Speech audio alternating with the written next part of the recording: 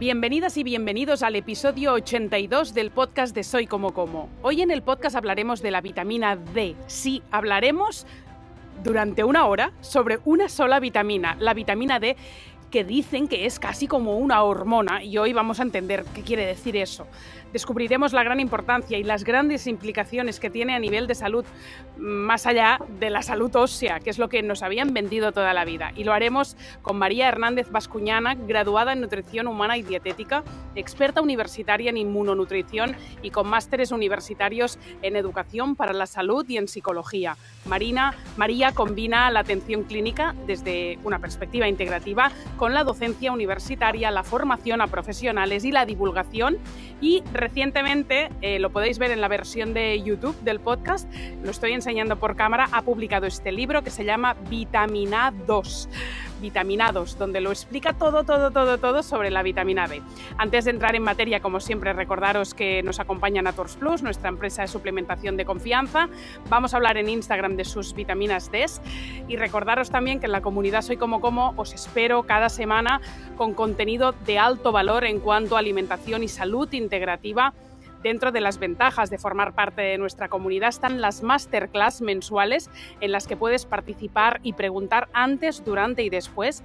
Las dos próximas os las digo, cómo comer en familia de forma saludable con nuestra dietista del equipo, Yuka Rullán, y esto es este julio. Y en septiembre, después de vacaciones, vamos a tener a Carlos González, que hace poco pasó por el podcast para aprender a interpretar nuestras propias analíticas de sangre en una clase magistral donde tendréis que tener vuestras pruebas en la mano para aprender un poco más de lo que sabemos la gente de la calle. Así que te espero en la comunidad soycomocomo.es/comunidad y ahí tienes toda la información. Y ahora sí, María, bienvenida al podcast. Muchas gracias, Nuria. Encantada de estar aquí con vosotros.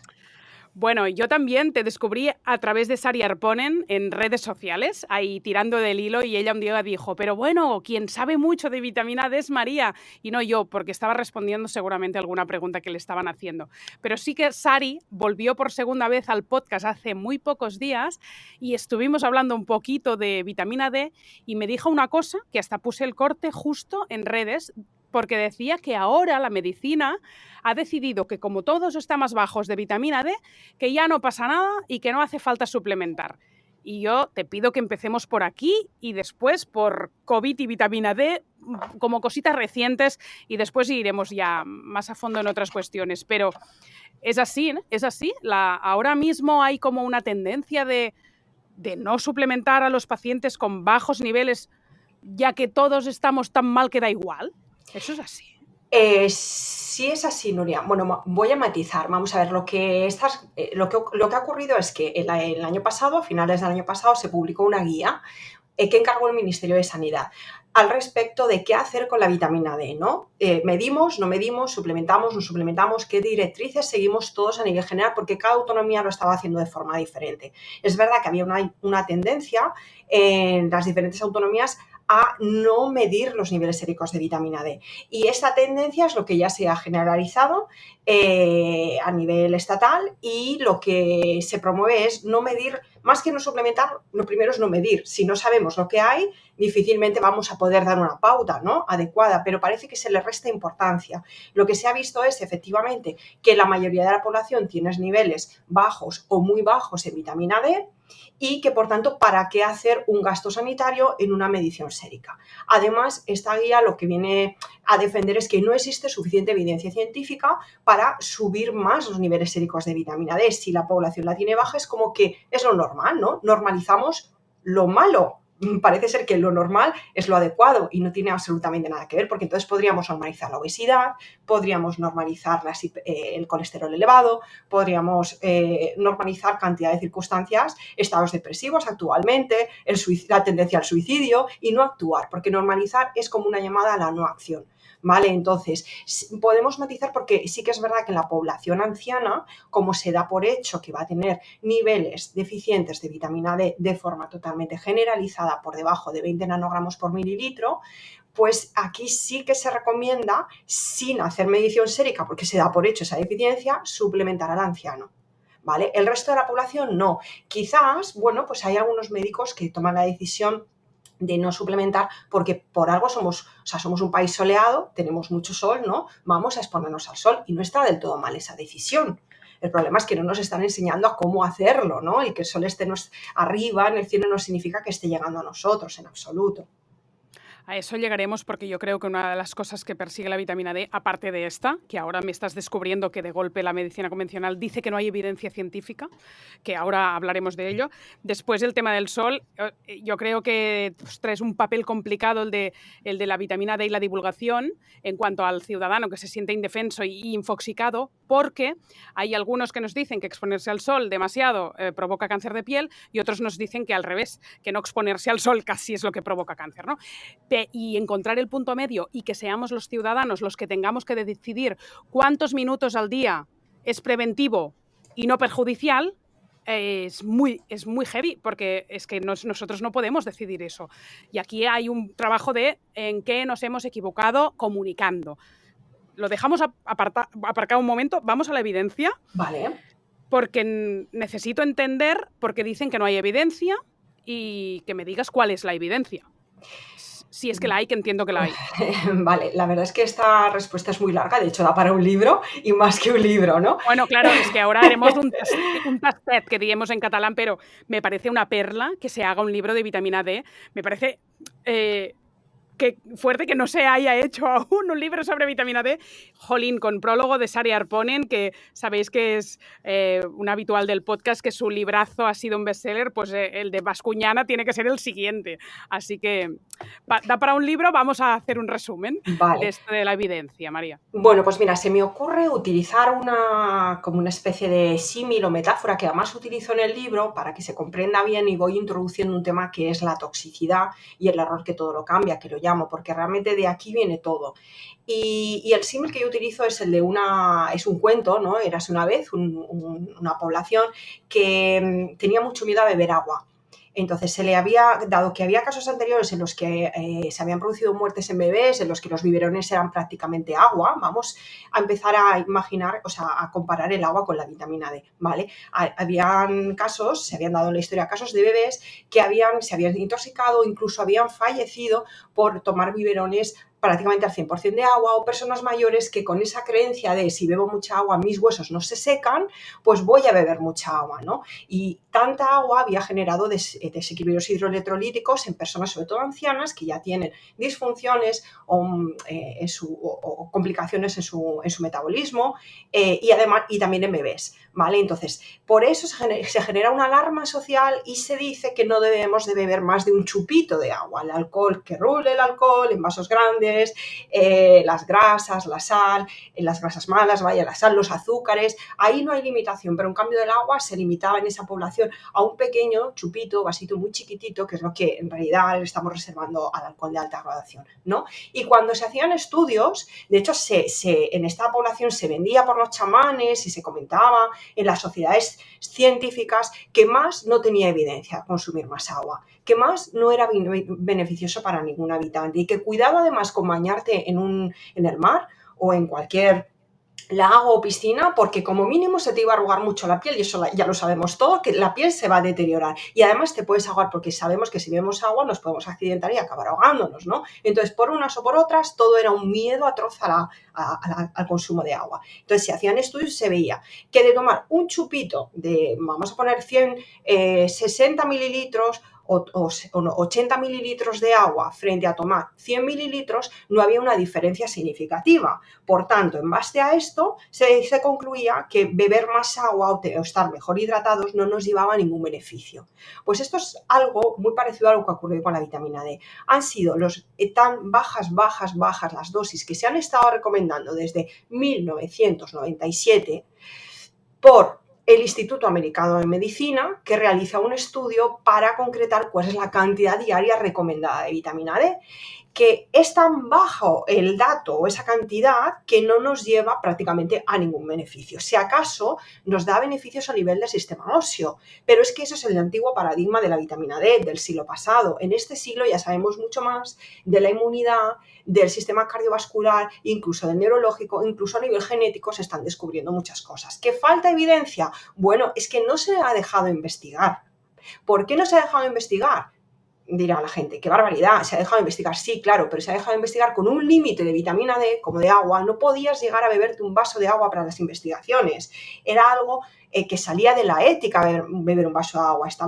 Si llevabas a la población a beber un vaso entero de agua, le estabas exponiendo a una toxicidad y a la muerte. Entonces sería una barbaridad ya investigar con beber 1 litro de agua en una persona, ¿no? Pues eso ha pasado con la vitamina D. Se consideraba que era tan tóxica la vitamina D que, y además hubo un error de cálculo, un error estadístico para llegar a la cantidad diaria recomendada de vitamina D. Todo esto en el libro lo explico bien, lo dato bien, ¿vale? Lo expongo y está toda la bibliografía claramente detallada. ¿Vale? No se inventa nada, esto además es público y se puede encontrar en literatura científica. Entonces, a raíz de un cálculo estadístico se hace una mala recomendación muy baja, un 10% de lo que debe ser.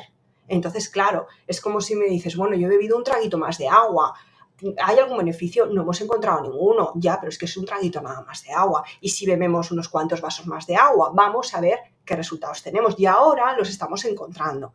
Ahora se está investigando con más cantidades de vitamina D.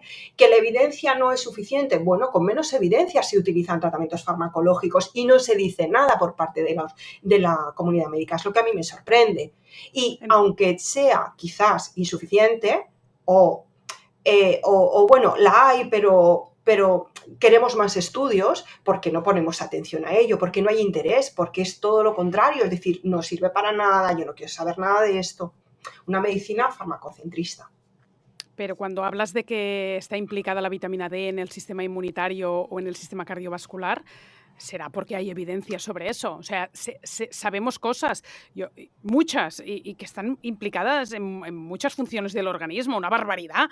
Es como un superpoder el que tiene la vitamina D. ¿Esto en alguna literatura científica estará? ¿No nos Claro, lo estamos claro. inventando todo? No, claro que está. Lo que ocurre es que luego hay niveles de evidencia, ¿no? Si un estudio se hace con una población de 20 y pico personas, pues se considera que es una población o un grupo muy reducido, entonces se espera que se hagan estudios con grupos más grandes, con sus grupos de control, y existen estudios con grupos más grandes, con 1 año de seguimiento, con su grupo de control, todas las condicionantes de que cada grupo no sepa si se le está utilizando un placebo o se está utilizando vitamina D. Existen ya estudios de estos últimos años, del 2019 hacia el 22, diría que han salido estudios muy interesantes, ya incluso en el 17, que no podemos despreciar ni siquiera si es un grupo de 200 personas o de 75 personas, porque lo que te dice es, esto a mí lo que me llama, lo que me está invitando es a la curiosidad y al interés. Si con 75 personas da tan buenos resultados, ¿por qué no investigamos con grupos más grandes?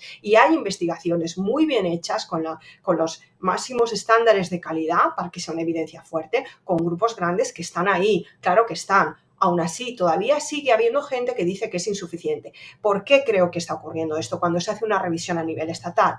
Porque se utilizan metaanálisis o revisiones de estudios de esos estudios del pasado que utilizaban dosis muy pequeñas.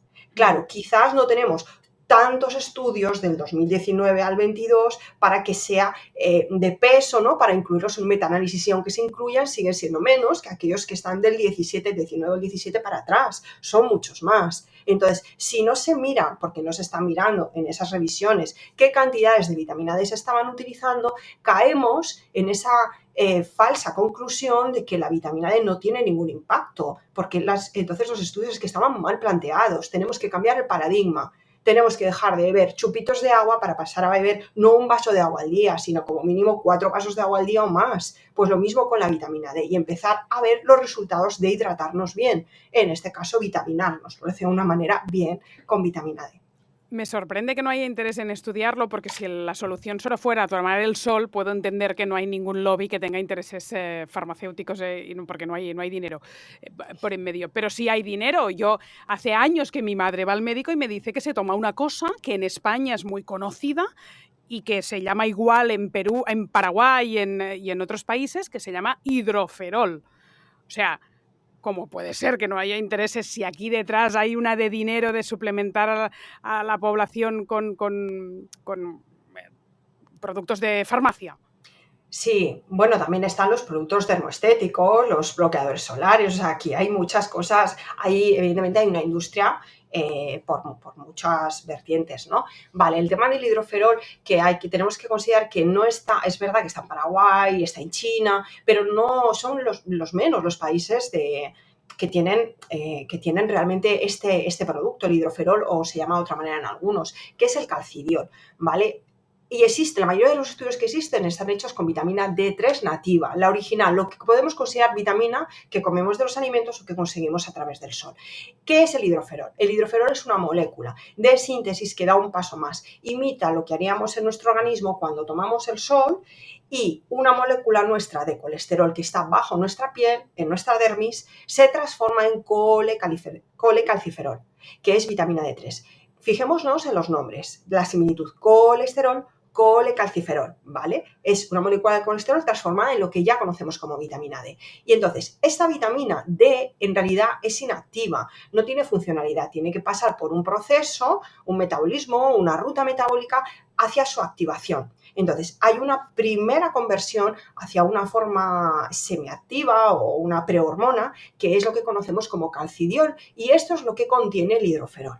Aparentemente podemos considerar, pues qué bien, ¿no? Porque ya nos están dando, si utilizamos como fármaco el hidroferol, ese calcidiol, ya nos están dando el trabajo hecho, ya no tenemos que hacer esa primera conversión, ya solo nos queda una final para llegar a la forma totalmente activa de la vitamina D que actúa como una hormona. Entonces, claro, yo entiendo que la sociedad médica aplaudiese, ¿no? Los beneficios, pues esta modernidad, ¿no? Este avance, sobre todo en personas que tienen problemas hepáticos y que esta forma que da el hidroferol de vitamina D se produce en el hígado. Entonces, si el hígado te falla, oye, pues estás ayudando a esa persona a que pueda continuar su ruta metabólica. Esto es cierto, aunque también habría que matizar muchas cosas que no son como se están vendiendo respecto a los problemas hepáticos y el uso del hidroferol.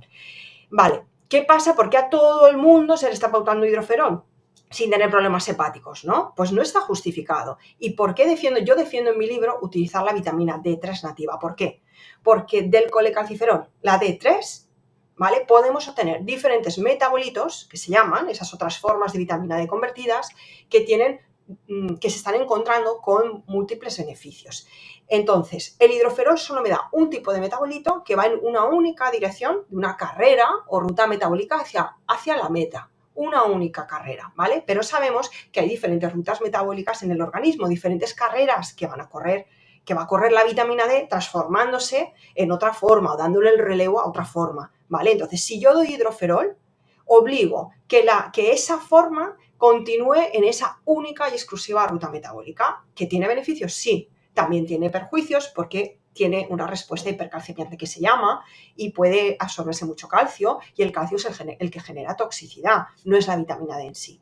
En Y cambio, he leído que también te puedes exceder de vitamina D tomando hidroferol. ¿Eso es así? claro, con el hidroferol tenemos una potencia 5 veces mayor que tomando colecalciferol. De hecho, los casos de toxicidad que se han dado en España en adultos son por un mal uso del hidroferol, nunca por el colecalciferol o la vitamina D3, ¿vale? Entonces, claro, si una persona le pautan hidroferol y toma mucho más, o el médico le pauta formas diferentes sin saber que tiene una potencia 5 veces mayor, y no puede comparar unidades internacionales de hidroferol con unidades internacionales del colecalciferol, porque es muy diferente, es como multiplicar por 4 o por 5, es mucho más, ¿vale? ¿Y qué pasa? Que además esa forma del hidroferol lo que induce es a una respuesta de mayor absorción de calcio. Por tanto, podemos estar absorbiendo mucho calcio de la alimentación y además en medicina es muy común pautar suplementos de calcio que no se deberían hacer junto con la vitamina D. Entonces podemos generar ahí una bomba de relojería, ¿vale? En cambio, si yo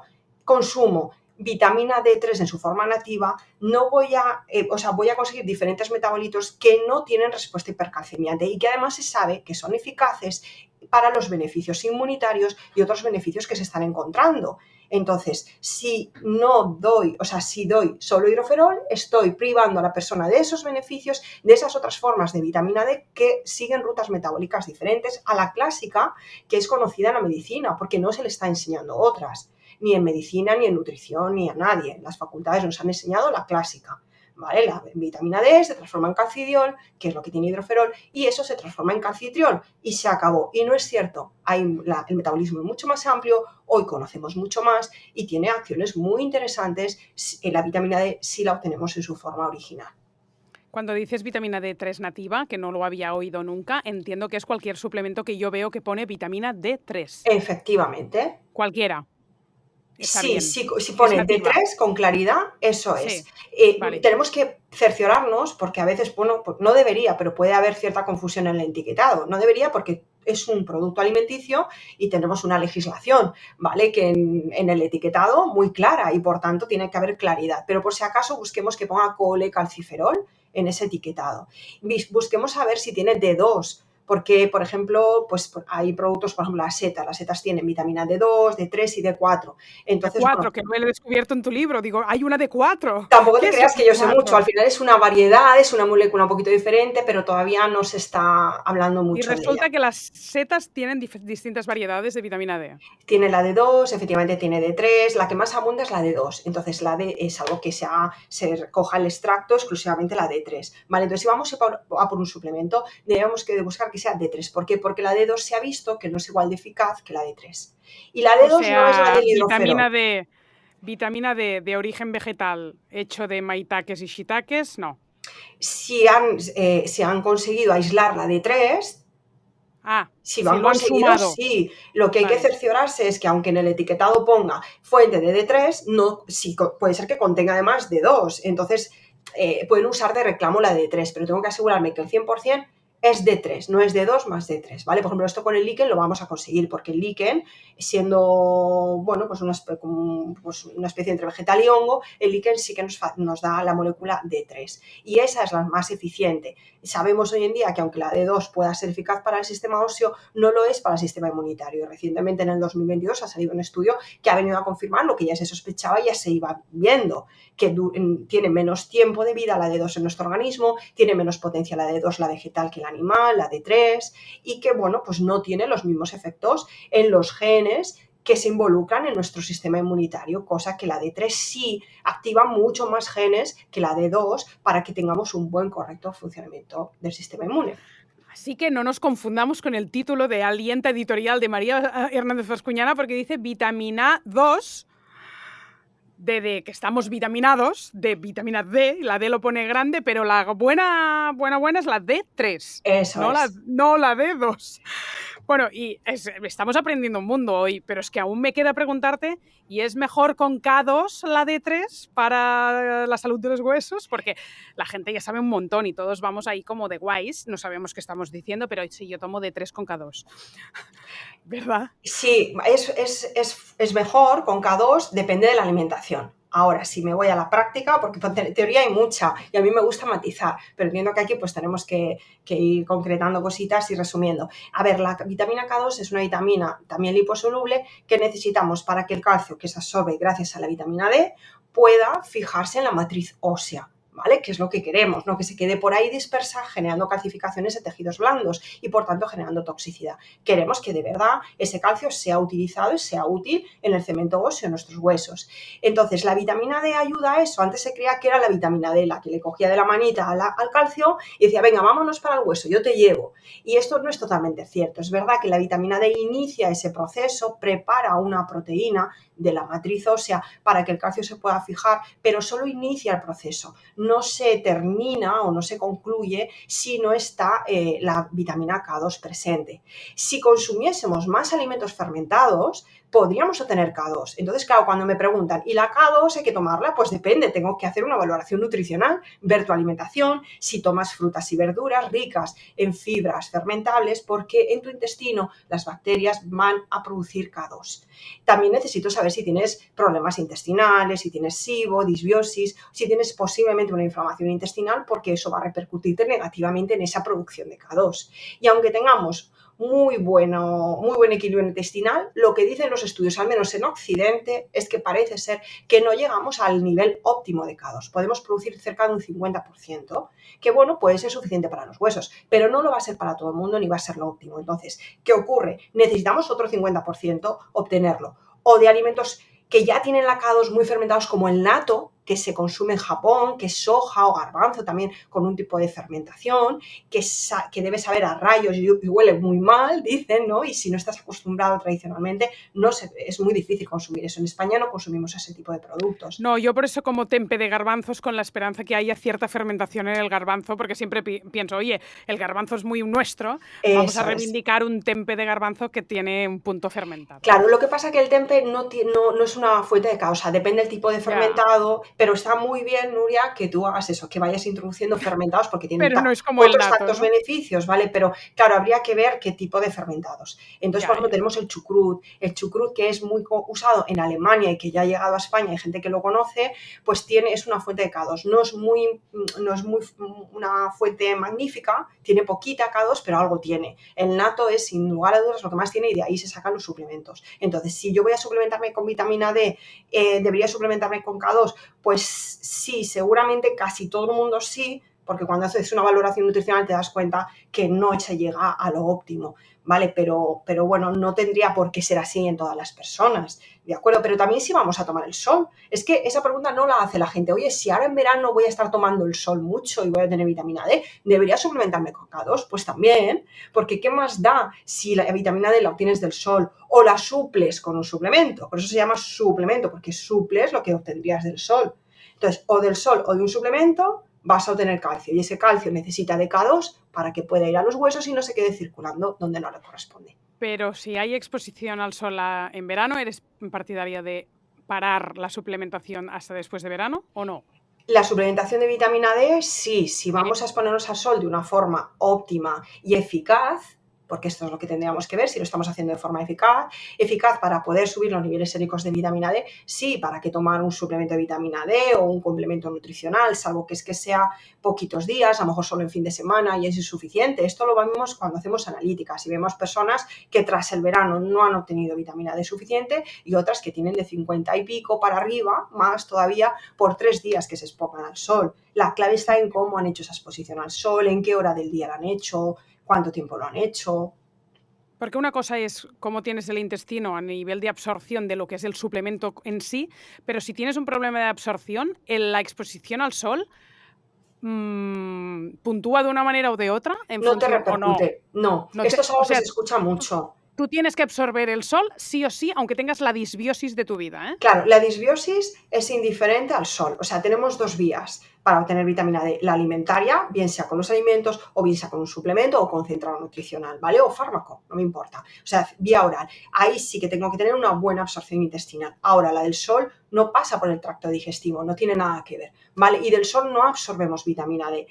La vitamina D la fabricamos en nuestra piel. Del sol absorbemos los fotones, es decir, la radiación solar, concretamente de los rayos UVB, es la que nos va a permitir, nos da el estímulo en nuestra piel para que esa molécula de colesterol, ¿te acuerdas, Nuria, que hablábamos antes?, se pueda transformar en colecalciferol o vitamina D3. Entonces, aquí digamos que lo que puede entrar en juego es la absorción o no. O sea, si llega a mí o no esos rayos ultravioletas, si lo tapo con protectores solares, que son bloqueadores solares, o estoy en una vida techada o sombría, no me llega esa radiación. Entonces, como no me llega, y esto la gente lo tiene muy claro cuando hay un techo, pero cuando se pone protector solar no lo entiende. Y es lo mismo, aunque sientas que el solecito te está dando en tu piel, realmente no consigue penetrar esa radiación. Esos protectores están hechos ¿para qué? Para filtrar, para parar esa radiación, que una parte de esa radiación se necesita para poder fabricar vitamina D. Es el estímulo necesario y nada tiene que ver con la disbiosis. Ahora,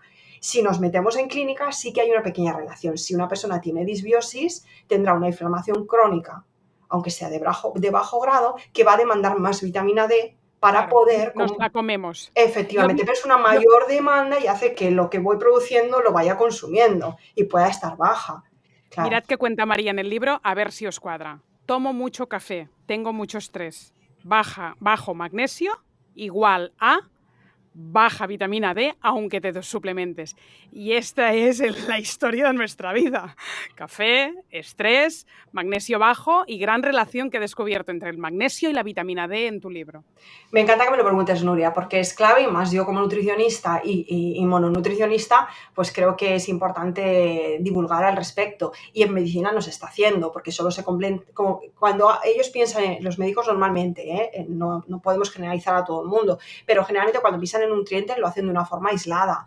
Y por muy prometedor que sea, yo siempre digo, no puedes aislarlo. Tienes que considerar otros nutrientes, los alimentos, muchas cosas. Hay que hacer una evaluación de conjunto nutricional y más en la vitamina D. Por ejemplo, el magnesio, como dices tú, es clave. Hay otros nutrientes, ¿vale? Pero vámonos al magnesio porque quizás sea el primero, el principal a tener en cuenta. Si el magnesio lo tenemos bajo en nuestro organismo, no vamos a poder subir los niveles séricos de vitamina D. Y hay estudios que así lo confirman. Personas que suplementaron magnesio o bien aumentaron la ingesta de magnesio a través de los alimentos consiguieron niveles séricos de vitamina D mayores sin haber suplementado la vitamina D. Cambiaba con respecto al grupo de control, ¿vale? Mayor nivel de vitamina D sérica cuando haces una analítica, cuando subes tus niveles también séricos de magnesio.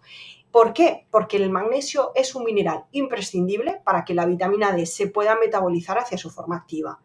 Entonces, esa primera transformación ya se da antes de poder medirla en la sangre, ¿vale? Y luego se sigue transformando. Entonces, si quiero que la vitamina D me suba bien y además sea eficiente, sea eficaz y por tanto sea útil para mi salud, necesito de magnesio. Además, también el magnesio es necesario para que se pueda metabolizar hacia formas inactivas de excreción.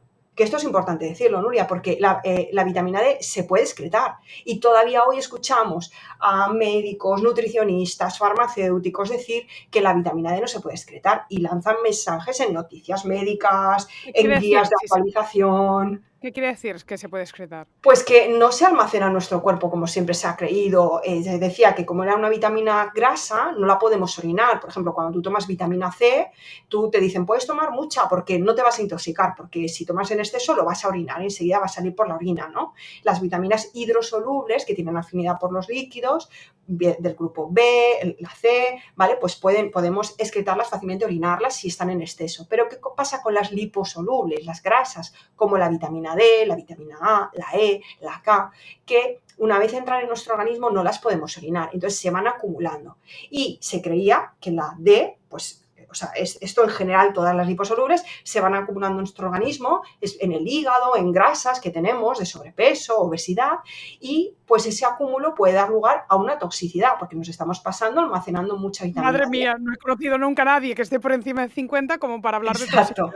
Pues creo, por la evidencia de la calle, que no acumulamos. Pues mira, ya sabemos que las personas que tengan sobrepeso y obesidad, que ahí es donde se va la grasa, no se queda en el hígado, la vitamina D no se queda en el hígado, no es hepatotóxica, se va a esa grasa sobrante, ¿vale? Pues ahí se queda secuestrada, es cierto, pero no afecta para nada porque se inutiliza. Lo que hace es no dejarla que se active y siga su proceso, ¿vale? Se inutiliza, incluso, bueno, pues se puede oxidar y la podemos excretar. Y además sabemos eso, que es que también tenemos un mecanismo de defensa. Igual que vamos transformando la vitamina D hacia formas activas, podemos transformarla hacia formas que podamos incluso orinar. Podemos excretarla por la bilis. Y de ahí va al intestino y lo excretamos por las heces. Pero una pequeña parte también podemos excretarla por la orina. ¿Cómo lo conseguimos? Una molécula que es totalmente afín a las grasas, lo que hace nuestro organismo es hidroxilarla para que tenga cierta afinidad por los líquidos. Entonces, esa afinidad parcial ya le permite poder ser vehiculizada pues, por la bilis, como hemos dicho, o incluso por la orina. De manera que tenemos capacidad de, si tomásemos mucho suplemento de vitamina D, poder eliminar los excesos de esta vitamina D, ¿vale? Ahora, ¿cuánta vitamina D nos vamos a suministrar? Si metemos megadosis, barbaridades, pues seguramente supere nuestra capacidad de excreción. Claro, esto también hay que tenerlo en cuenta, pero los suplementos que actualmente se están dando o se están vendiendo, que podemos comprar sin receta, no superan en absoluto, no llegan a ser megadosis en absoluto. Tú lo cuentas en el libro, polución, contaminación ambiental, PFAS, bisfenoles, disruptores, que son disruptores endocrinos, metales pesados varios, mercurio del pescado, cadmio, plomo, tabaquismo y estrés. y toxinas y del estrés, aparte de la obesidad y el sobrepeso, son todos factores que influyen en la no absorción de esta vitamina D. Yo puedo contar que he estado meses desde que tuve COVID suplementándome prácticamente entre 8.000 y 10.000 unidades internacionales al día y estoy a 32 nanogramos, que tampoco sería la panacea. O sea, vale, no estoy a 20, pero que me he suplementado con entre 8.000 y 10.000 durante un montón de tiempo y tomo el sol y estoy expuesta, pero igual que dice un nutricionista en mi equipo, Nuria, del estrés te comes con patatas el magnesio, me como con patatas todo, me como con patatas el magnesio, las vitaminas del grupo B, lo digo por inspirar a la gente, para que vean que a veces estamos envueltos, aparte del estrés, con toda la polución y contaminación y nos comemos con patatas cosas imprescindibles como el magnesio, la vitamina D o las vitaminas del grupo B. Eso es. El estrés es un enemigo del magnesio. Nos roba muchísimo magnesio, demanda muchísimo magnesio. Entonces luego no tenemos suficiente para otras funciones, como la de la vitamina D. El café, también un exceso de café, también es un ladrón de magnesio. El aluminio, y cuidado, hay personas que toman tisanas, infusiones muy a menudo, diariamente, y si no se cercioran que esas plantas vienen de agricultura ecológica, van a tener un porcentaje alto de aluminio y otros metales pesados que están relacionados directamente o bien con un descenso, un impedimento a la absorción del magnesio, puede dificultarlo hasta 6 veces la absorción del magnesio, ¿vale? Dificultarlo me refiero a descender la biodisponibilidad en 6 veces si acompaña de aluminio y no nos damos cuenta, pero aluminio está en los cultivos ya de todo tipo. En las harinas hay un montón, el pan, el trigo hay un montón de aluminio y en las hierbas y plantas, y en las vegetales cápsulas también. de café, y en algunas, no todas, cápsulas de café, por favor, dejad de poner Claro, en marcas Europa que eso son está más controlado. Las marcas que se venden aquí, o sea, Europa ya sacó una normativa para que no haya contaminación del aluminio, sea tan mínima que prácticamente sea insignificante. Entonces, las cápsulas de café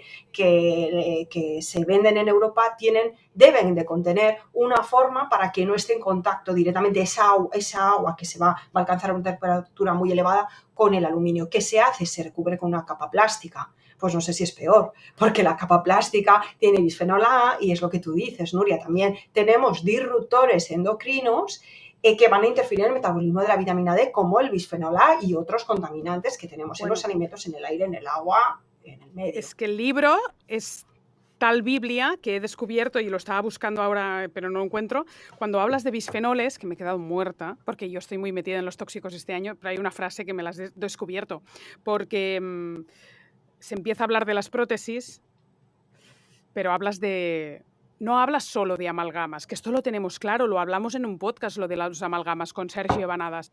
Es que hablas de los empastes de composite y de las férulas, cosas que todos estamos, porque tú hay un momento que dices, vigila con todo lo que chupes y estás lamiendo todo el día. Mira, este diente frontal que tengo en la boca es 100% composite, de que cuando tenía 14 años me caí y se rompió todo el diente, ¿no? Tenemos una odontóloga integrativa dentro de poco y me he subrayado la frase para decirle, dime tú los empastes y las caries, ahora que sabemos todo lo que sabemos, ¿cómo lo vamos a resolver? Porque hasta hablas de los aparatos, de los el Invisible Line o como se llame, de la ortodoncia. Y que todo esto está lleno de bisfenoles también y es, ostras, por favor. Y el hilo dental, que se nos recomienda, o sea, no estoy diciendo de no usar hilo dental, no estoy diciendo de recurrir, o sea, cambiar la amalgama de mercurio, que creo que puede ser más peligrosa que composite. No estoy haciendo valoración, yo lo que en el libro hago es trasladar información, ¿vale? Luego, evidentemente, el lector o el consumidor o la consumidora pues debe de sopesar cuánto gana y cuánto pierde con cada una de las decisiones que toma. Sí, yo pero siempre estando digo, bien por informada. favor, vida relajada, Claro. Soy una perfecta imperfecta y además adrede, porque si no nos volvemos locos. Pero, ostras, es que necesitamos como mínimo conocer. Y encontrar alternativas también, claro, porque que nos digan qué hacemos sin las ortodoncias y las férulas y los composites. Pero al menos, si hay conocimiento, la medicina se pondrá las pilas para encontrar alternativas, igual que ahora ya nadie le pasa a poca gente le pasa por la cabeza meter amalgamas de mercurio en una boca. O sea que, bueno, me has descubierto un montón de cosas que la gente en el libro las va a encontrar y es una maravilla. Me gustaría hablar de alimentación y después de sol. En cuanto a que siempre nos dicen, de poco sirve el pescado azul, el marisco, las setas, en cuanto a a dosis interesantes de vitamina D y los huevos. ¿Qué hace? ¿Sí? ¿Es así? No valen nada. Bueno, tienen otras cosas muy buenas, comer pescado, marisco y setas, claro. A ver, justamente se salva el pescado, el marisco y las setas si son secadas al sol. Vamos a empezar por el pescado y el marisco. Bueno, pues sobre todo el pescado, que es del que más información tenemos. Sabemos que si el pescado procede de cultivo salvaje, o sea, de un medio abierto, ¿no? Libre, pesca salvaje, pues contiene más vitamina D en su estado natural, en ese medio natural, que si está producido en piscifactoría. La diferencia está en la alimentación de ese pescado. Un pescado de piscifactoría recibe un tipo de piensos que no son esos pescados que va a recoger del medio natural, que a su vez han comido pescados más chiquitines, en cadena, ¿no? Y fitoplancton. Y el fitoplancton produce vitamina D, vitamina D3 de la radiación solar que recibe en el mar, ¿vale? Entonces, necesitamos esa cadena alimentaria. El pescado grande se come el mediano, que se come el pequeñito, que se come el fitoplancton, ¿vale? Eso lo rompemos cuando pasamos a un pescado de piscifactoría. Sí que pueden haber restos de pescado, pero ya está combinado con otro tipo de productos, harinas, etcétera, que van en ese pienso. Entonces, ¿qué se ha visto? Pues un estudio, este estudio es norteamericano, pero bueno, es interesante ver cómo difería mucho en función de la procedencia de los pescados. Diferentes empresas se encontraba que un pescado de piscifactoría podía tener 100 gramos de salmón, ¿vale? Vamos con el salmón. 100 gramos contenía unos 300, suele contener unos 300 unidades internacionales, que es la unidad de medida que usamos para la vitamina D, ¿vale? 300 unidades internacionales de vitamina D. Y un pescado salvaje 600, 650, es decir, el doble. O digamos que se reducía a la mitad cuando es de piscifactoría. Incluso se puede reducir más, se vio en función de diferentes empresas, y algunas incluso mejoraban al salmón salvaje. ¿Pero por qué lo mejoraban? Porque se le había agregado un pienso suplementado con vitamina D, y más sabiendo que se iba a hacer ese estudio. O sea, ellos estaban avisadas, las empresas, ¿vale? Entonces, hay un cambio muy notable en función de la procedencia de ese pescado.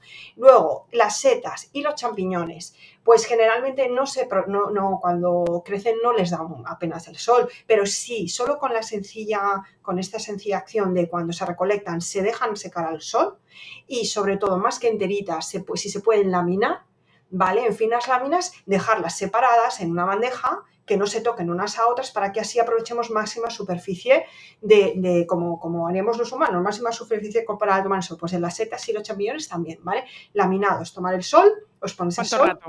¿Cuánto rato, María? Pues esto, sinceramente, con exactitud no lo puedo decir. Podemos decir 15 minutos, 20 minutos, media hora. En verano, Vale. con menos tiempo, o sea, con mucho menos tiempo, podemos conseguir cantidades de 800 unidades internacionales o 1000 unidades internacionales en 100 gramos de setas y champiñones. Está súper bien, hacemos una crema con eso y tenemos, bueno, una cantidad buenísima que supera incluso el pescado, una porción de pescado, ¿vale? Pero tenemos que considerar eso, que no es lo mismo exponerlas al sol en otoño o en invierno, los primeros meses de invierno, que si lo hacemos en primavera, en verano, porque va a depender de la radiación solar. Cuanto mayor radiación solar haya, que solo tenemos en verano, menos tiempo necesitamos de exposición. Entonces, hay estudios concretos, uno hecho en Alemania, pero claro, Alemania no es España, por eso te digo, Nuria, que me es difícil concretarte, porque seguramente sea como los humanos, como nos pasemos en verano secándolas al sol, seguramente empieza un proceso de destrucción de vitamina D. No hay que pasarse. Y no hay estudios suficientes que se hayan puesto a secar setas en España, laminadas, no sé, en el sur o en el Levante, en Alicante, ahí al solecito, y ver cuánta vitamina D se produce en pleno verano, en una hora, por ejemplo, a las 12, a las 2, pues dependerá. Si es a las 2, con unos minutitos bastará, y si es a las 10 de la mañana, pues igual media horita estaría bien. ¿Vale? Hígado de bacalao. ¿Bien? Claro, los pescados concentran la vitamina D en sus grasas. En el hígado se concentra vitamina D. En el aceite se concentran los aceites y el propio tejido del pescado, no solo el hígado, también se concentra la vitamina D. ¿Problema del hígado de bacalao? Bueno, problema. Vaya, que no solo tiene vitamina D, tiene vitamina A, ¿vale? Entonces, cuando utilizamos como suplementación el aceite de hígado de bacalao, debemos de considerar eso, y podemos hacer descompensaciones, porque tenemos que ver bien cuánta vitamina A respecto a la vitamina D. Yo prefiero utilizar de formas aisladas. Yo trabajo en clínica, entonces tengo que pautar afinando muy bien las cantidades y no me vale complejos o formulaciones que tienen un poco de esto, un poco de lo otro, no. Quiero dar exactamente esto de vitamina D y si a lo mejor doy vitamina A o no la doy, o ya la persona la recoge de su alimentación. Pero si comemos pescado azul, marisco, setas al sol y hígado de bacalao, estamos teniendo una alimentación muy guay para la vitamina D. Para la vitamina D sí, pero también tenemos disruptores endocrinos, microplásticos, metales pesados en los Sí, es que esta es pescados. otra, que antes cuando lo decías, hay proyectos que, bueno, estoy en relación con ellos y a ver si los podemos divulgar pronto, de acuicultura para que la clorela aislada o la espirulina y pescado pequeño de alguna manera, o el fitoplancton, se dé a este pescado de piscifactoría para que sea de mayor calidad y no un pienso de mala calidad, porque dentro de pocos años se nos acabó el pescado del mar, porque porque nos hemos cargado el planeta. O sea, nos queda muy poco tiempo de pescado. Me gusta mucho promover la dieta pesco-mediterránea, como dice Sari Arponen. Yo veo que en las Blue Zones, las zonas más longevas del planeta, si hay un común denominador, no es justamente que sean vegetarianos, sino que en todos los sitios estaba comiendo bien de pescado, pero esto se acaba. Y aparte está el mar lleno de microplásticos y mercurio, con lo cual me da un apuro recomendar, depende de qué algas y depende de qué pescado, porque estoy diciendo que el mar está lleno de microplásticos, que casi que tendríamos que aprender a sacar la proteína del futuro de algo sin impacto planetario y que pasará por fábricas de impresoras 3D de insectos. No estoy preparada, pero sí estoy preparada para entender que la comida de este pescado fabricado venga, por ejemplo, de una alga clorela, una espirulina y un pienso que muy medido, ¿no? Es como, Podría vale, ser. lo entiendo, o sea, lo puedo Interesante. asumir.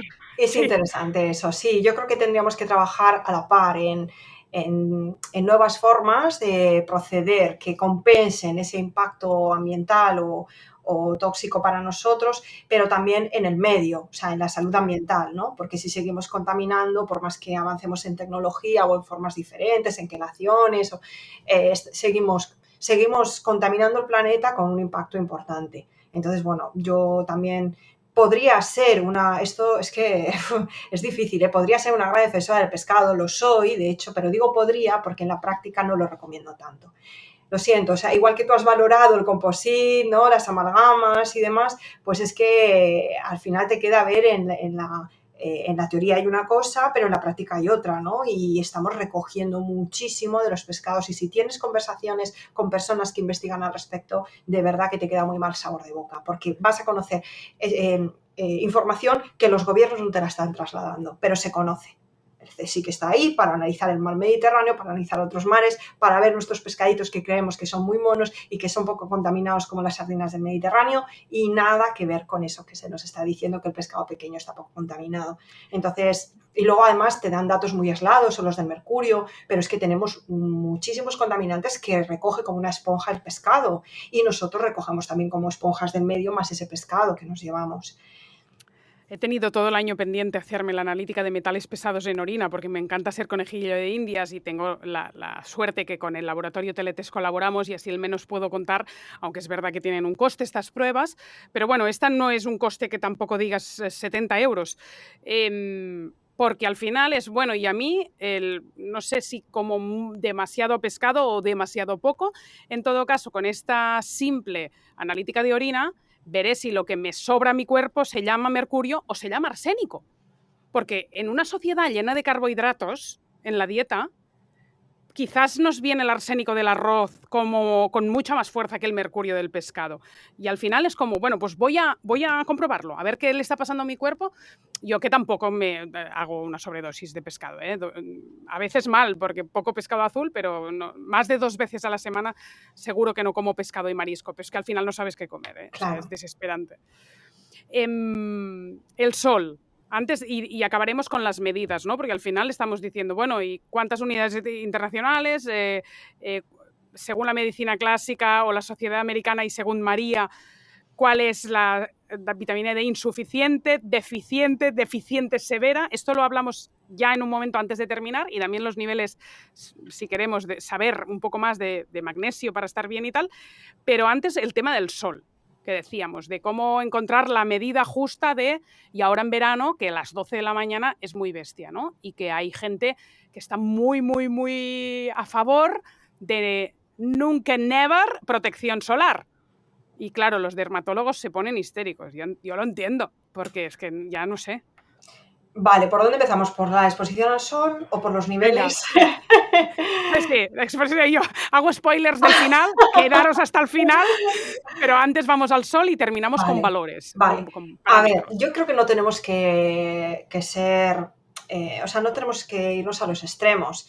Es una barbaridad decir no a la protección solar y totalmente exponernos al sol libres de protección solar. Es una barbaridad auténtica, pero también me parece una barbaridad auténtica decir, como la Academia de Dermatología Americana dice, que no debemos obtener la vitamina D por el sol, porque lo que prioriza es la protección de la piel. ¿Vale? Es una barbaridad que me quites la principal fuente de vitamina D gratuita para toda la población y ahí tenemos la realidad en la población de unos niveles séricos muy bajos, ¿vale? Entonces no está siendo eficaz las recomendaciones que se están dando. Vale, entonces, el tema de la vitamina D es el siguiente. O sea, aquí te podría contar tantas cosas, Nuria. A ver, me gustaría matizar que los dermatólogos se basan en estudios que se han realizado de cuánto tiempo una piel generalmente blanca, porque no todos los estudios miran todos los fototipos de piel y no se puede extrapolar los resultados para un tipo de piel a otro tipo de piel. Pero bueno, ellos digamos que se basan en estudios que han calculado cuánto tiempo de exposición necesitamos para tener vitamina D y concluyeron, la mayoría de ellos encontraron que muy poquito tiempo. Entonces te encuentras todavía con esas recomendaciones de médicos y dermatólogos que con poquito tiempo, ¿cuánto poquito tiempo? Pues he llegado a oír 2 a 4 minutos al día, otros 10 minutos es lo más escuchado, pero en pequeñas porciones de piel. Esto me llama mucho la atención. Pequeñas porciones de piel como la muñeca, por la cara interna, que es una piel más fina, más blanquita. Y por tanto, bueno, pues el estímulo de esa radiación penetra más fácilmente en esa piel más finita y más blanquita, ¿vale? Y sobra. Y con un poquito a las piernas o los brazos o la piel de la cara, el cutis, nos sobra. Bueno, pues esto está totalmente desfasado. Hay una revisión de estudios, de estos estudios al respecto, que nos dice que todos los estudios anteriores estaban mal planteados. ¿Por qué? La gente se cree que se pone los estudios se harán con personas que se ponen a tomar el sol, que luego les hacen una analítica sanguínea. Nada más lejos de la realidad. Utilizan placas en la montaña, en horizontal, cuando nosotros en invierno y en verano no estamos tumbados todo el rato, vamos caminando, nos vamos moviendo. O sea, en horizontal no es como está una persona humana, no se mueve como un gusano, ¿no? Tumbada. Y luego lo que hace es medir la irradiancia que le llega del sol.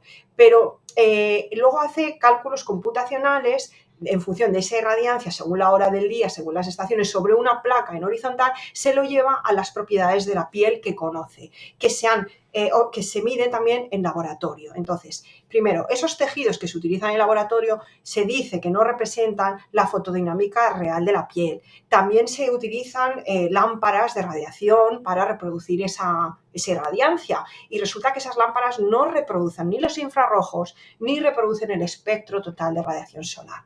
Y sabemos que realmente la piel en su estado natural en una persona, no un tejido de piel en un laboratorio, responde diferente y también cuando tenéis el espectro solar completo responde diferente. Y necesitamos más tiempo de sol para obtener vitamina D, de lo que concluían los estudios anteriores, que utilizan sistemas que ahora mismo están en entredicho, no queda claro que sean adecuados esos sistemas ni las formas a las que ha llegado para concluir eso. Es decir, han estado sobrevalorando considerando que con poquito tiempo ya obtenías vitamina D.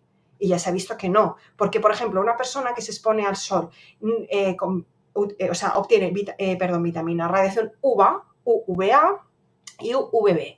Necesita la UVB para producir vitamina D. La UVA no, pero la UVA sí que le agrede la piel y puede destruir, repercutir negativamente sobre el tejido para la producción de vitamina D y destruir también moléculas de vitamina D que se han originado. Entonces, eso no se considera cuando se utiliza un tejido en un laboratorio con una lámpara de UVB nada más. tenemos que ver muchas cosas. También los infrarrojos nos protegen del sol, nos preparan para tener unas fibras de colágeno que reparen el daño del sol después del día o que nos preparen para la acción del sol del día, y nos está hablando de la importancia del amanecer, de los infrarrojos del amanecer y del ocaso del final del día, ¿vale? Pero bueno, solo decir eso, que lo que se ha encontrado es que no, eso de poquito tiempo, pequeñas superficies de piel, sabemos que no es eficaz porque lo estamos viendo en la población, y además los revisores están viendo que no están bien planteados los estudios, que no eran sistemas adecuados y que distan mucho de la realidad. Entonces necesitamos máxima superficie corporal.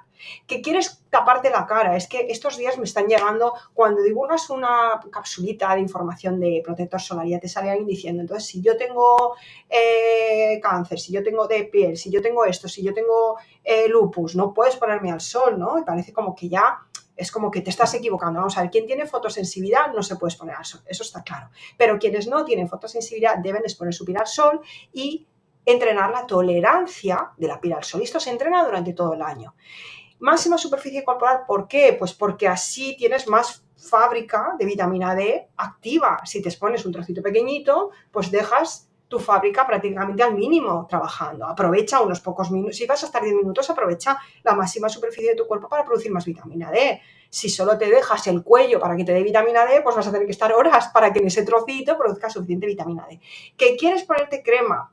Bloqueadora solar en la piel, en la cara, en el cuello, no sé, en el pecho, en el escote o en las manos, que es lo que las mujeres más cuidan, porque les salen manchas, porque es la parte más visible, y las arruguitas. Tendrás que poner otra parte de tu cuerpo Claro, pues expuesta. Yo cógete y siempre lo el pienso. tronco, Claro. las piernas, tu espalda.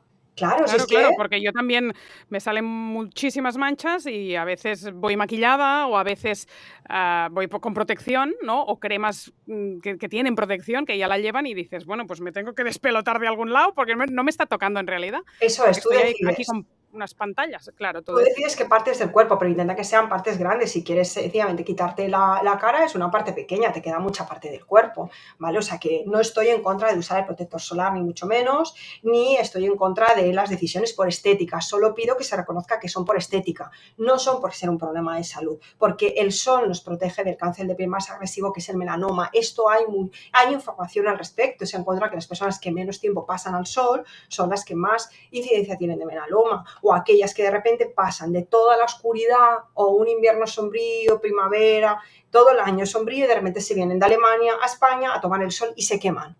Esas que estuvieron, salen de noche de casa, llegan de noche a casa y están dentro de una fábrica y una industria a la sombra o en una oficina, y luego llegan y se ponen al sol, ¿vale? Pues son las que también tienen riesgo de quemadura y de cáncer de piel. Pero porque no han generado tolerancia al sol, no han preparado su piel para un bronceado progresivo, que ya debe empezar, aunque no sea un bronceado, porque hay personas que no se broncean, pero ya debes empezar a tomar baños de sol en primavera, para que llegado el verano puedas estar 10 minutos, 20 minutos, 40 minutos, no sé, cada persona tiene que verlo, sin bloqueador solar, sin crema bloqueadora solar, y esos, por ejemplo, 10 minutos pueden ser 5 por delante si es que lo haces tumbada y 5 por detrás, ¿vale? No 10 todo el rato en la misma piel, o 10 minutos por delante, 10 minutos por detrás, o te das un baño en el mar, o en la piscina, o agua dulce, y cuando sales te quedas al sol secándote. Eso es maravilloso, ese baño de sol después de un baño de agua, ¿vale? Y después ya te cubres con una gorra, visera, pamela, sombrilla, ropa, o te echas tus lociones de protección solar.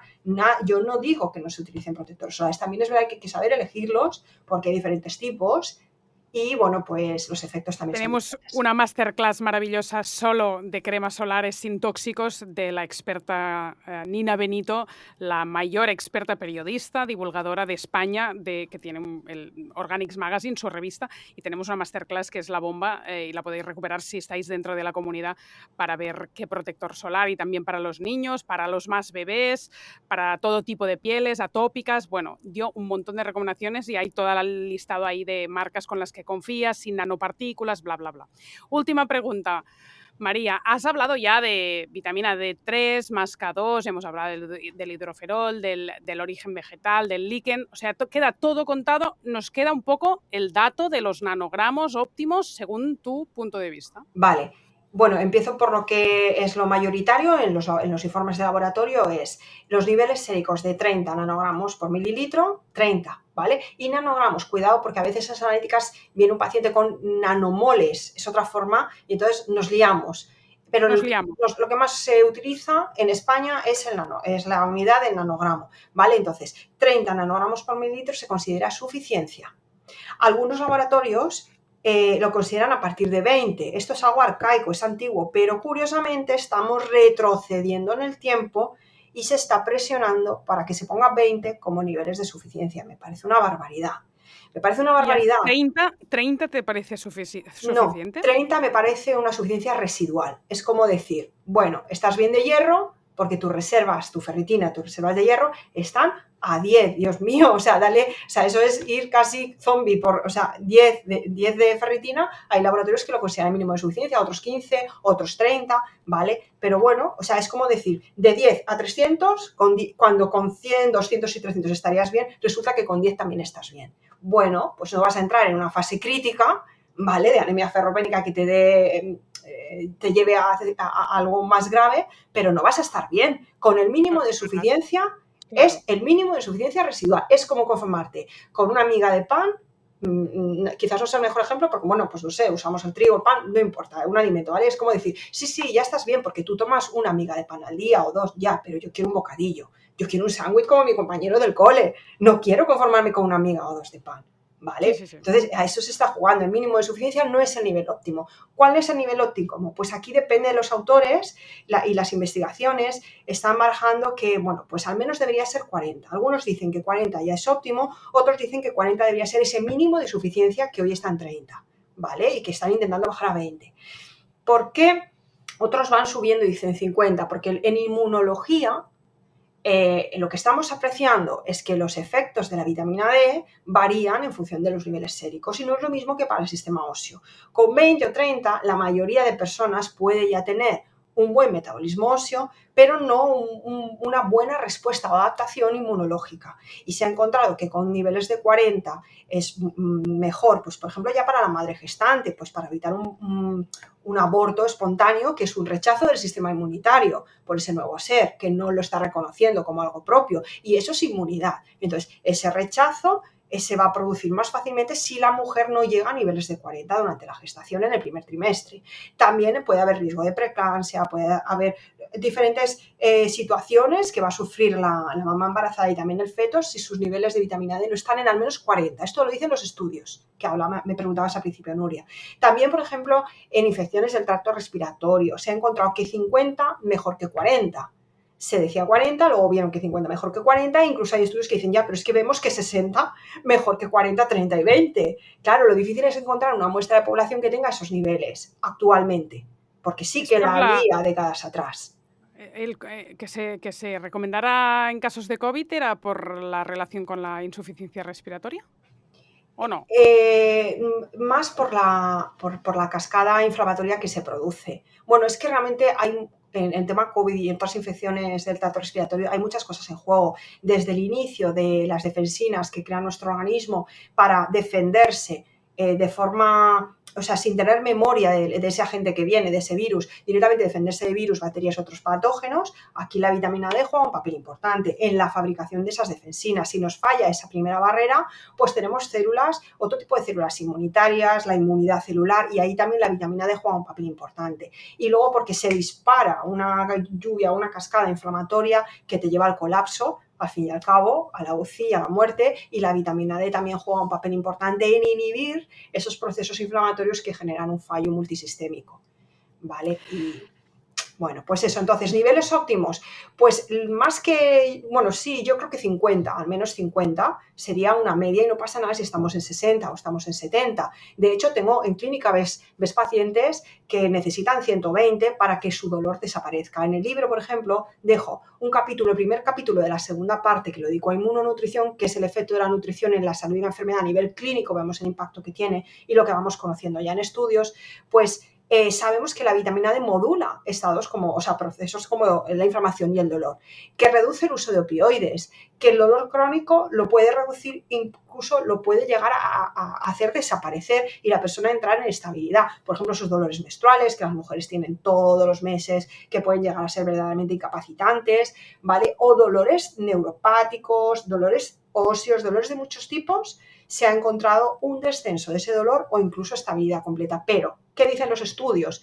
Que debemos de personalizar a cada paciente. ¿Por qué el médico dice, cuidado, te has subido a 40, deja ya la vitamina D que es tóxica? Y como la tengas a 70 ni te cuento. Pero si es que esa persona necesita incluso 90, 100 o 120. Mírale los parámetros de toxicidad, no te quedes con el nivel de vitamina D y si ves que no tiene toxicidad ninguna, ni renal, ni a nivel sanguíneo, ni a nivel renal, y la persona está mejorando y está yendo a la estabilidad, déjale la vitamina D de esos niveles altos. Y cuando ya llegue a la estabilidad, empieza a reducirlo por debajo de 100, si es que necesitaba más, y mantenerlo ahí entre 30 y 90 o 100, que es lo fisiológico. Siempre se dice entre 30 y 100 es lo fisiológico. Pues esa manía ahora de decir que con 20 o con 30 ya tenemos suficiente. No es lo óptimo. De hecho, encontramos sociedades, personas que se les hizo la medición en la década de los 70, los 80, y que se encontró que tenían niveles de 75, niveles de 60, de 90, pero son personas que se exponían al sol pues por su trabajo diario, de la pesca, de trabajar en la calle también, de la agricultura,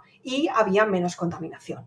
Hoy en día, con la polución ambiental que filtra entre un 35 y un 54% los rayos UVB, que necesitamos fabricar vitamina D, ya estamos poniéndonos un bloqueador solar en el aire, más lo que nos ponemos es que si el maquillaje, que si las cremas hidratantes, que si luego la nubosidad, que algo filtra un poco, ¿vale? Pues vamos añadiendo factores hasta el punto que tenemos un bloqueo del 100%. Y eso hace unas décadas no era tan exagerado. Para la población general, aunque no podamos personalizar, ¿te atreves a decir una medida de unidades internacionales diarias con la que suplementarías? Que, por cierto, el suplemento dices tomarlo por la mañana y yo añado con grasas mejor, Sí, ¿verdad? Al ser efectivamente. liposoluble.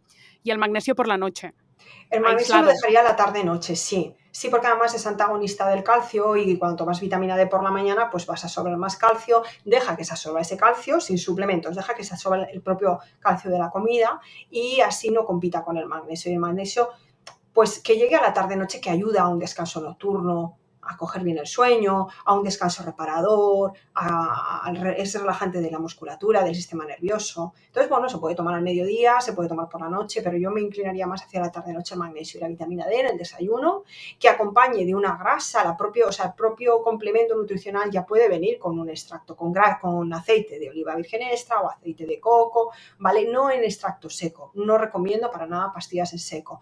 Se ha visto, y hay tesis al respecto de química, que la biodisponibilidad es muchísimo menor en extracto seco, ¿vale? Que acompañado de un aceite portador que ya te va a facilitar esa absorción, pero además si se puede añadir algún alimento graso en el desayuno o cuando tú rompas tu ayuno nocturno, que puede ser a las 8 de la mañana o a las 12 del mediodía o a la 1 del mediodía, no importa, ahí tómate la vitamina D con un poquito de aguacate o con cualquier cosita que pueda tener algo de grasa, te va a ayudar a la absorción de la vitamina D al estímulo de los jugos gástricos para que se absorba bien, sí. Y me decías Unidades sí. internacionales diarias para la población general. A ¿Te ver, atreves o la Agencia complicado? Europea de Seguridad Alimentaria establece la dosis sin efectos adversos observables, lo establecen 10.000 unidades internacionales al día para toda persona adulta y no a corto plazo, inclusive a largo plazo. Pero bueno, en mi libro cuento que hay que matizar y que hay situaciones en las que hay que ver personalmente porque hoy en día estamos expuestos no solo a contaminantes, a un montón de fármacos, a situaciones que ni siquiera se buscan en las analíticas, que hay que buscarlas porque pueden, si se juntan con una vitamina D de 10.000, pues puede dar lugar a algunas consecuencias que la culpa no la tiene la vitamina D, pero que se puede sumar a otra circunstancia que ya existiese, ¿no? Previamente. Todo hay que analizarlo, pero se ve que en la mayoría de la población 10.000 no va a generar ningún efecto adverso. Ahora, 10.000 se entiende, o sea, deberíamos de conseguirlo a través de la exposición solar, como nos cuesta mucho hoy en día por nuestro estilo de vida moderno, la contaminación, no podemos salir de nuestro trabajo y tumbarnos ahí a la Bartola media horita, una hora en invierno o dos que necesitaríamos para tomar el sol. Entonces, ¿cómo reforzamos o cómo podemos hacer un complemento con un concentrado nutricional, pues yo recomiendo unas 4.000 o 5.000 unidades internacionales diarias, pueden ser un refuerzo, pero entendiendo que esas otras 5.000, 4.000 o 5.000 que le faltarán, nos las tenemos que currar. Nos las tenemos que currar, efectivamente, con claro. sol y con la alimentación, efectivamente. Muy bien. María Hernández Bascuñana, muchos éxitos con el libro Alienta Editorial Vitamina A2, disfruta de una vida más saludable gracias a la vitamina D. Habla en detalle, que hoy no hemos tenido tiempo, del hierro, del zinc. Hablas de tantas cosas, es un librazo, o sea, va más allá de la vitamina D, hablas de minerales, de cómo se relacionan con la vitamina D, de muchos de los problemas que hoy tampoco hemos tenido tiempo de contar relacionados con el asma, con la infertilidad, con el cáncer, de todo. La autoinmunidad. Exacto, las enfermedades autoinmunes y la relación con la vitamina D, o sea que es un imprescindible al menos de la biblioteca de Soy Como Como a partir de hoy, y espero que no sea la única ocasión que compartimos un rato. Ha sido un auténtico placer, eres una gran divulgadora. Muchas gracias, Nuria, el placer también ha sido mío. Gracias. Si te gusta la filosofía de Soy Como Como, te espero dentro de nuestra comunidad, donde tendrás acceso exclusivo a masterclass y conferencias online, menús y recetas cada semana y Discord, una comunidad en vivo donde cada día resolvemos muchísimas dudas de alimentación y salud. Entra en soycomocomo.es y te espero en el próximo episodio. Naturs Plus, tu marca experta en salud natural, patrocina este podcast.